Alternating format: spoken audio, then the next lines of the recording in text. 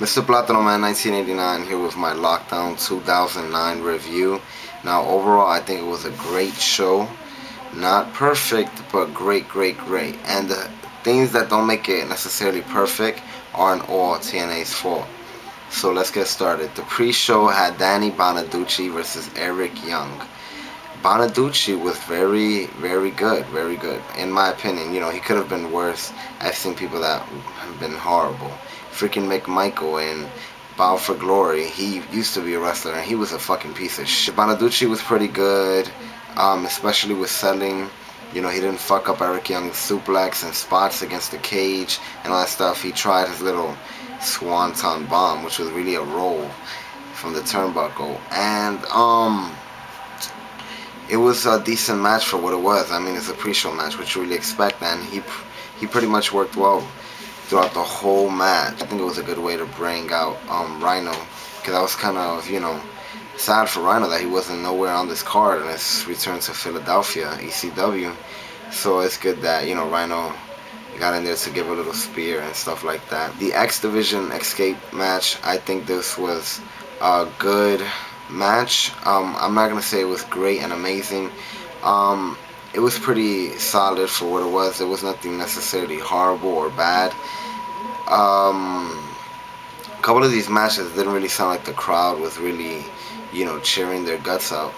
But hey, it is what it is. Now, this match, I kind of predicted that Sheik would be the last one with Suicide. Jay Lethal took a sick clothesline from Suicide, I remember. And the end really had me marking out when Suicide was on the top and Sheik was down there. I thought either he was going to jump and do a spot from the top to Sheik, but then I thought Sheik was going to win and I was almost crying. And then Suicide lived up to his name and was suicidal again, 2 pay-per-views in a row. When he jumped, I found that insane. I've never seen someone win a cage match like that. So that really elevated the match even more. I think it was a great escape match.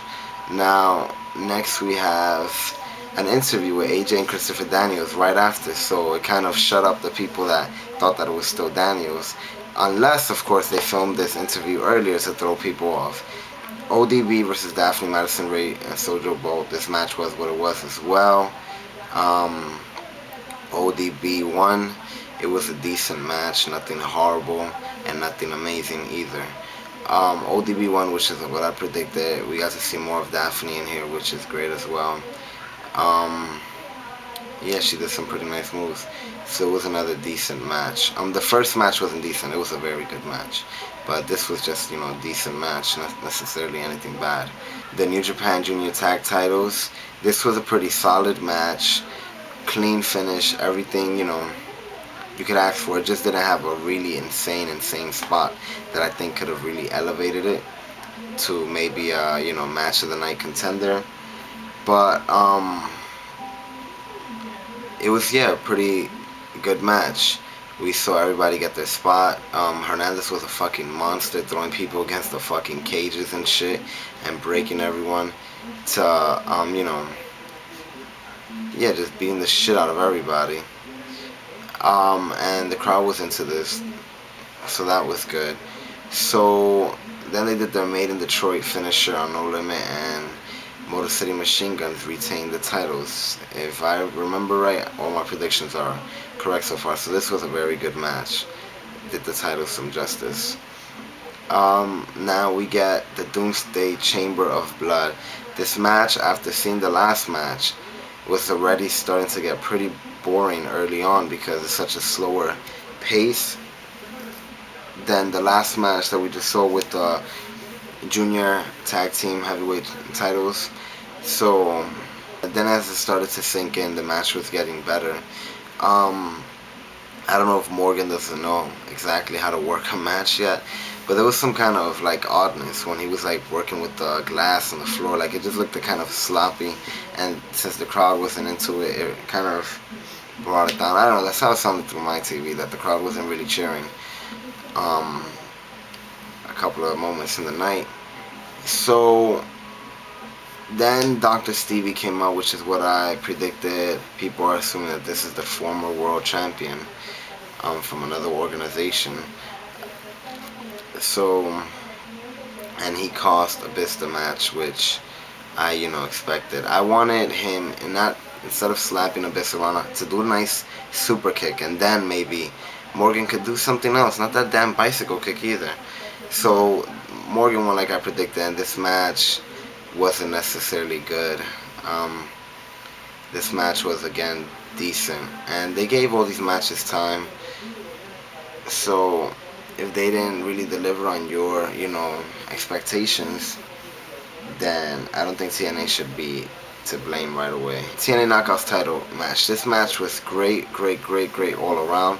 The weakest part of the match was the ending, but once again, that's not TNA's fault as well. It looks like Angelina really got fucking shooken up or really, really hurt. Neck, head, I don't know, I didn't even notice when it happened. But right away I knew that something was wrong because Taylor Wilde had to kick off herself off the pin instead of Angelina doing it. And I think it was a great idea, whoever thought of tying up Awesome Kong to the cage. Now, once again, Angelina Love, she's the new Knockouts title champion, and I think that's beautiful. I was so glad TNA, on one of their biggest pay-per-views, booked the title for Angelina to win. But at the end, since she kind of got injured there, from what I believe, it came off a little bit sloppy. So I don't think anybody should take away anything from the match because of that. It's really not her fault, and you got to give Angelina some props for, still trying to work it instead of just laying down and giving up. Team 3D versus Beer Money. This match had a lot of nice spots, like double suplex from the stairs to the tables, couple spots inside. The crowd, when Team 3D was trying to get Devon and get the table, the crowd was kind of weak. But then when he actually said 1, 2, 3, get the table, that was like the loudest I heard them all night. So this match was very good. A lot of back and forth action, and I wasn't sure who was gonna win. At the end, like, it kept giving me false finishes, sort of, until the 3D came in. Lethal Lockdown match. It's gonna be hard to really break down this match completely, but I really liked it because it gave the young people of TNA a chance to shine. It's very different from the Lethal Lockdown matches we have seen these last few years, where one team really consists of the future. And it was great to see Daniels and Angle again, and more people coming in and coming in. The crowd was more over for Steiner and the Main Event Mafia than they was for Team Jarrett, it seemed. So something very, very fucking interesting was when Joe, I have to see this again. Samoa Joe was talking to somebody, so this leads me to believe that his whole Nation of Violence, he's not necessarily the leader. Somebody was instructing him about something, and that really fucking interests me. People are already thinking that it's Taz, Taz is going to be his new mentor. But I don't know, it'll be interesting to see if it's somebody else as well. But if it's Taz, that works too. They have similar styles. Now, this match was great. It was good. AJ did a fucking spot where he broke through the cage, but God, it looked so fucking brutal. It looked like he really landed really, really, like no one was there to catch him. So it looked pretty hard. So I think this was a pretty solid fucking match. But the crowd, once again, there was moments that they weren't into it, like when AJ hit the Pele. It was like, if the crowd probably like popped and cheered more and was really up and going crazy, I think it would have added more to a lot of these matches. At the end, we saw Jarrett tease that he was gonna turn on TNA, but he stood with TNA and hit Booker T, and Styles gets the pin. So Team Jarrett beat Main Event Mafia, and most of the match they were really dominating throughout the whole match. So that's a push right there to the younger talent, especially Samoa Joe.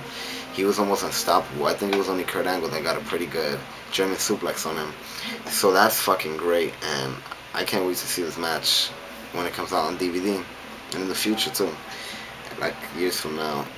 So Team Jarrett went over. Main Event Mafia lost. The only time the Main Event Mafia was getting some good offense was when they was outnumbering Team Jarrett, but that's about it. Now, then we see motherfucking Bobby Lashley